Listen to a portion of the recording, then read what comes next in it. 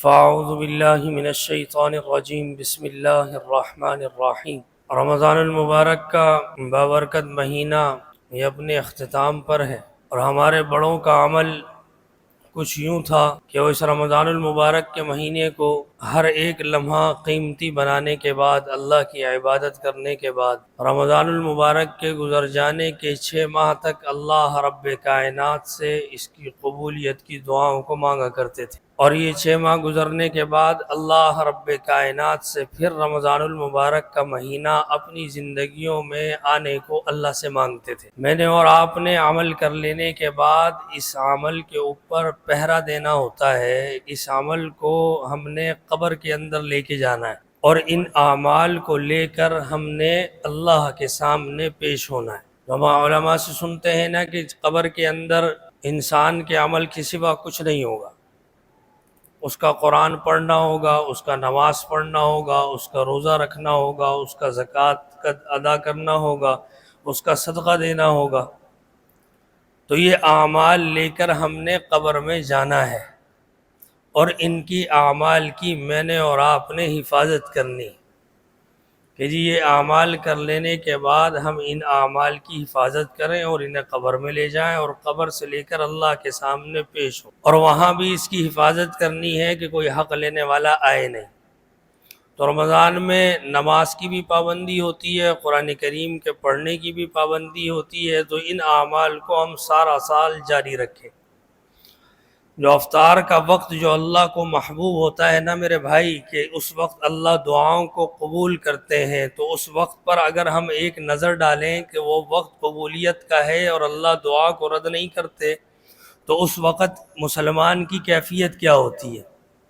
سامنے ایک نئی کئی قسم کے جو ہے اللہ کی نعمتیں موجود ہوتی ہیں، بھوک بھی ہوتی ہے، پیاس بھی ہوتی ہے، لیکن اس وقت اس کھانے کے سامنے بیٹھ کر بندہ اللہ کی طرف رجوع کر رہا ہوتا ہے۔ تو علماء فرماتے ہیں، کتابوں میں اس بات کو لکھا گیا کہ اللہ فرشتوں کو جمع کر کے فرماتے ہیں کہ یہ میرے بندے جو بھوکے بھی ہیں، پیاسے بھی ہیں، یہ اپنے سامنے اتنی نعمت رکھ کے بیٹھے ہیں، اللہ تو جانتے ہیں، لیکن پھر بھی سوال کرتے ہیں یہ کھاتے کیوں نہیں؟ تو کہتے ہیں اللہ جب آپ کے نام کو سنیں گے نا، اللہ اکبر، تب یہ اس کو آپ کی جب اجازت مل جائے گی تو میں یہ ان چیزوں کو کھا لیں گے۔ تو اللہ فرماتے ہیں گواہ رہنا کہ میں نے ان لوگوں کی مغفرت کر دی۔ یعنی مسلمان کا اللہ کے حکم کا پابند ہو جانا، اللہ کے حکم کا پابند ہونے کے بعد اللہ کو یہ پابند ہونا اتنا پسند ہے کہ اللہ اس لمحے اس کی دعا کو اللہ رد نہیں کرتے۔ یہ نعمت مجھے اور آپ کو اللہ پاک نے ہر سانس کے ساتھ دی ہوئی ہے، ہر سانس کے ساتھ یہ نعمت ہے میرے اور آپ کے پاس، کہ ایک بندہ جب گھر سے باہر ہے اور بد نظری کر سکتا ہے، اس کو اختیار بھی ہے، کرنا بھی چاہتا ہے، اور اس وقت اگر وہ اپنے آپ کو بد نظری سے روکے، علماء فرماتے ہیں اس ٹائم دعا کرے اللہ قبول کر لیتے۔ جھوٹ بولنے کا دل چاہ رہا ہے، جھوٹ بول کر کسی ایسی جگہ جہاں اس کو آسانی بھی ہو جائے گی، اس کا کام بھی ہو جائے گا، لیکن اس وقت وہ اپنے آپ کو جھوٹ سے روکے، علماء فرماتے ہیں دعا کرے اللہ قبول کر لیتے ہیں۔ تو اللہ کو رک جانا پسند ہے، اور تقویٰ بھی اسی چیز کا نام ہے جو فرمایا گیا نا، اللہ نے فرمایا لعلکم، یعنی روزے دار بنو، کتب علیکم الصیام کما کتب علی الذین من قبلکم لعلکم تتقون، کہ روزے کو اختیار کر لو تاکہ تم متقی ہو جاؤ۔ تو تقویٰ کس چیز کا نام ہے؟ تقویٰ رک جانے کا نام ہے ہر اس چیز سے جو اللہ رب کائنات کے حکم کے خلاف جاتی ہو۔ تو یہ نعمت میرے اور آپ کے پاس نا ساری زندگی کے لیے ہے۔ جس لمحہ ہم گناہ سے اپنے آپ کو روکیں گے، وہ لمحہ ہمارے لیے قبولیت دعا ہے، دعا کرو قبول ہو جائے گی۔ تو مسلمان کے لیے تو ہر لمحہ قبولیت کا ہے، ہر لمحہ اپنے آپ کو گناہ سے روکے، اختیار ہونے کے باوجود بھی گناہ سے رک جائے، اللہ سے مانگ لے، دعا قبول ہے۔ ہم جو عام طور پر کہتے ہیں بھئی دعا ہماری قبول نہیں ہو رہی، تو یہ قبولیت دعا کا ہی تو نسخہ ہے کہ اپنے آپ کو گناہوں سے روکو اور اللہ سے ہر بات، اپنی ہر حاجت کو منوا لو اور اس کو حاصل کر لو۔ پھر رمضان المبارک میں اعمال سے بندہ جڑا ہوا ہوتا ہے، تو شوال کا جب مہینہ آئے تو اس کے مستحب روزوں کا اہتمام کر لیا جائے۔ جو 6 روزے ہیں، جو ایک ساتھ بھی نہیں رکھنے، الگ الگ بھی رکھ سکتا ہے، الگ الگ بھی رکھ سکتا ہے، 6 روزے یہ رکھے، رمضان المبارک کے روزے 29 ہوں یا 30 ہوں تو اللہ کا فضل ہے 30 کا ثواب دیتے ہیں۔ تو جب یہ 6 رکھ لیتا ہے تو روزے 36 ہو جاتے ہیں، گناہ اللہ 10 گنا بڑھا کر دیتے ہیں، تو یہ 36 360 ہو جاتے ہیں۔ تو گویا 360 سال میں بھی دن 360 ہوتے ہیں،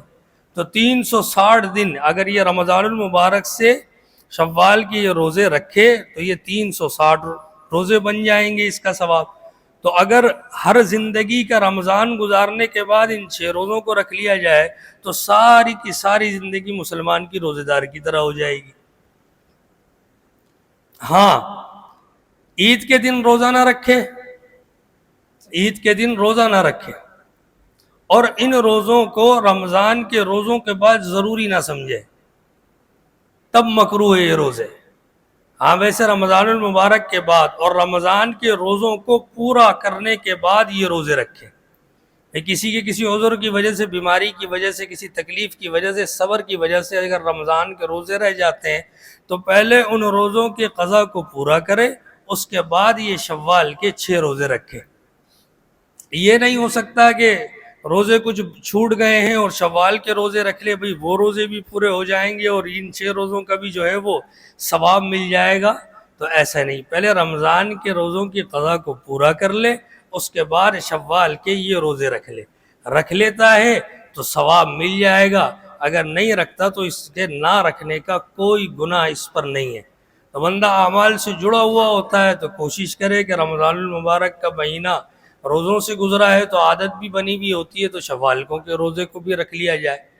اور جس طریقے سے رمضان المبارک کے روزوں میں رکھتے ہوئے نماز کا پابند ہوا، دیکھیں رمضان کے جو روزے ہیں یہ 1 ماہ کے لیے فرض ہیں، جب تک شوال کا چاند نظر نہیں آتا۔ شوال کا چاند نظر آیا اس کی فرضیت ختم ہے، فرض نہیں ہے اب، لیکن نماز مسلمان پر ہر آخری سانس تک اس پر فرض ہے، یہ پڑھنی ہے۔ تو جس طریقے سے رمضان کے میں نمازوں کی پابندی ہوئی ہے، اسی طریقے سے اپنی زندگی کے اندر نماز کو لازم لے آئے، کیونکہ جب اللہ کے سامنے کھڑے ہوں گے تو روزے سے پہلے اللہ نماز کا سوال کریں گے۔ سب سے پہلے حدیث میں آیا بندے کا جو سوال ہوگا نا جس چیز کا، وہ ہے نماز، اور یہ نماز اچھی اور پوری نکل کر کے آئے گی تو باقی اعمال بھی اس کے سیدھے ہوں گے۔ نماز میں کمی کوتاہی ہوگی تو باقی اعمال بھی بگڑے ہوئے ہوں گے۔ تو نماز میں بالکل کوتاہی نہ ہو،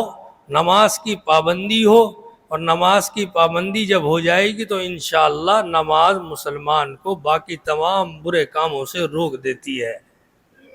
تو برے کاموں سے بھی رک جائیں گے، گناہوں سے بھی رک جائیں گے۔ اور آپ سے ابھی بات عرض کی کہ جب گناہ سے بندہ رک جائے گا تو اس وقت اللہ سے دعا کرے گا تو وہ بھی قبول ہو جائے گی، تو زندگی گزارنا بھی میرے آپ کے لیے اس دنیا میں آسان ہو جائے گا اس فتنے کے دوروں کے اندر، اور قبر اور حشر کا معاملات بھی ہمارے خیر والے ہو جائیں گے۔ اللہ رب کائنات ہمارے تمام اعمال کو قبول فرمائے، اللہ ہمارے اعمال کی حفاظت فرمائے، اللہ ایمان کی حفاظت فرمائے، اللہ رب کائنات ہمیں پھر ہماری زندگیوں میں اللہ رب کریم اس نعمت کو ہمیں عطا فرمائے۔ وآخر دعوانا الحمدللہ رب العالمین۔